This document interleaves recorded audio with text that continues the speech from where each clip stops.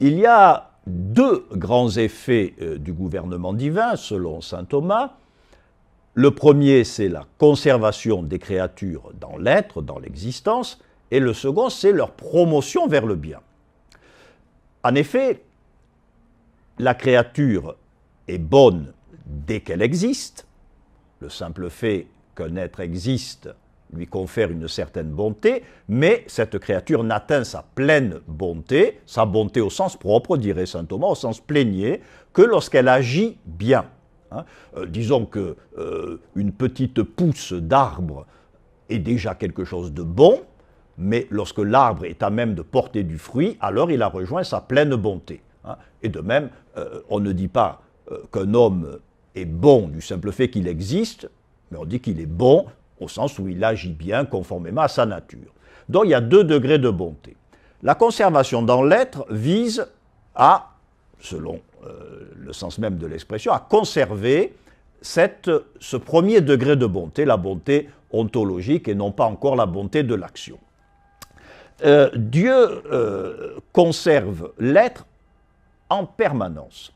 C'est ça qu'il faut bien comprendre. C'est-à-dire que Dieu n'est pas seulement, pour saint Thomas, la cause de la venue à l'existence des créatures, mais il est la cause qui maintient les créatures à chaque instant dans l'existence, au-dessus, si je puis dire, de l'océan permanent du néant.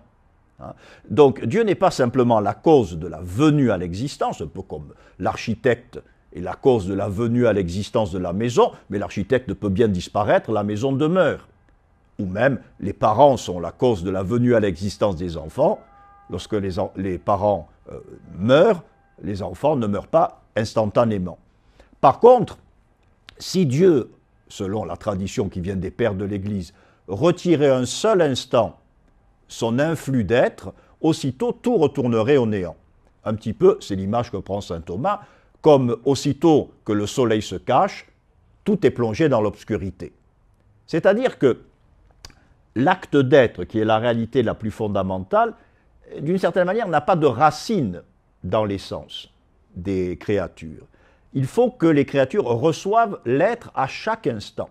Un petit peu, pour prendre une image biblique, comme les Hébreux au désert devaient chaque jour récolter la manne. On ne pouvait pas faire de provision. De même, on ne fait pas provision d'être. On doit le recevoir à chaque instant de Dieu. Et ça, c'est le sens premier de la conservation dans l'existence.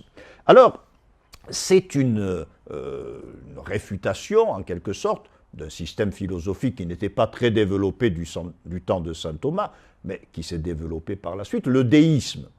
Le déisme qui consiste à dire, oui, il y a un Dieu qui a créé toutes choses, qui a donné la chiquenaude initiale, mais une fois que l'univers est lancé, l'univers fonctionne sur une sorte de principe d'inertie, et Dieu peut se retirer. Non, Dieu est permanent et toujours agent, toujours actif dans l'univers. Alors, il s'agit donc d'une réfutation du déisme. Il ne faut pas non plus confondre la conservation dans l'être avec l'idée de création continuée. On confond souvent les deux aspects. La création continuée, c'est l'idée selon laquelle, à chaque instant, Dieu recommencerait l'univers. Et c'est une théorie qui était assez répandue, disons, toujours dans ces milieux de la philosophie ou de la théologie musulmane, au sens où on voulait éviter de donner trop de consistance à la nature. Et par conséquent, il fallait éviter de dire qu'il y avait une continuité dans les êtres. Et donc on avait cette idée qu'à chaque instant, Dieu détruit le monde et le recrée d'une manière qui ressemble un peu à ce qui précédait, de sorte qu'on n'y voit que du feu. Mais enfin, c'est l'idée qu'à chaque instant, l'univers est recréé. Non. Pour saint Thomas, la conservation dans l'être est en quelque sorte, disons, l'acte créateur lui-même, mais un acte créateur qui, actualisant, l'acte d'être qui est donné à travers la création, actualisant une essence qui est dans le temps, alors cet acte créateur se déploie dans le temps. C'est la création, acte unique de Dieu, qui se déploie dans la dimension temporelle. C'est ce qu'on appelle la conservation des créatures dans l'être. Hein. Saint Thomas, lorsqu'il traite de la question de la conservation, aborde une question curieuse, mais tout à fait intéressante, la question de l'annihilation des créatures. Il se demande, est-ce que Dieu pourrait retirer son influx et aussitôt toutes les créatures disparaîtraient? Alors saint Thomas répond en utilisant un concept qui aura une grande postérité, c'est la distinction entre la puissance absolue et la puissance ordonnée. La puissance absolue, la potentia absoluta, c'est la capacité, disons, physique, matérielle de faire quelque chose, ontologique de faire quelque chose. Et la puissance ordonnée, c'est cette même capacité, mais considérée en lien avec la sagesse et avec l'amour. C'est-à-dire, de puissance absolue, je peux prendre un sens interdit. Physiquement, il suffit de passer la vitesse qui convient, de m'engager dans la rue, mais ça ne serait ni très intelligent, ni très charitable à l'égard de ceux qui viennent en face, ni même à l'égard de moi-même d'ailleurs. Hein. Donc, de puissance absolue, il y a des choses qu'on peut faire, hein, si on considère que la capacité de le faire. Mais si on les considère en lien avec la sagesse et avec l'amour, qui sont des ingrédients de toute action proprement spirituelle, alors c'est quelque chose qui ne peut pas être fait de puissance ordonnée, dit-on. Ah, de puissance absolue, je peux tout à fait monter sur la chaise et faire la danse du ventre devant la caméra. Hein. Encore qu'avec l'âge, la capacité diminue, mais de soi, c'est possible. Hein.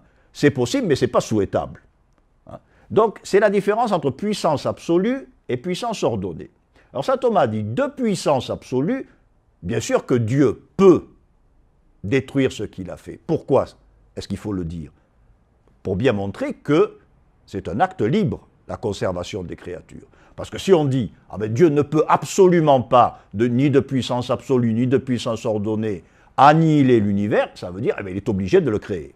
Il ne peut pas faire autrement, il est obligé de le maintenir dans l'existence. Non, c'est un acte libre. Mais ce qui est intéressant, c'est de dire, mais alors, si Dieu le maintient dans l'existence, c'est qu'il a des raisons pour le faire, puisqu'il pourrait ne pas le faire.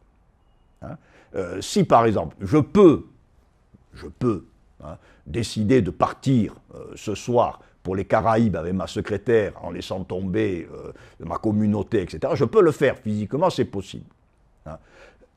Il reste que si je choisis de rester, c'est que j'ai des raisons de sagesse et des raisons d'amour. Et donc si Dieu, qui a la possibilité d'annihiler la créature en lui retirant l'influx de l'être, ne le fait pas, et saint Thomas dit il ne le fera jamais, hein, c'est qu'il a des raisons d'amour et des raisons de sagesse pour conserver les créatures dans l'existence.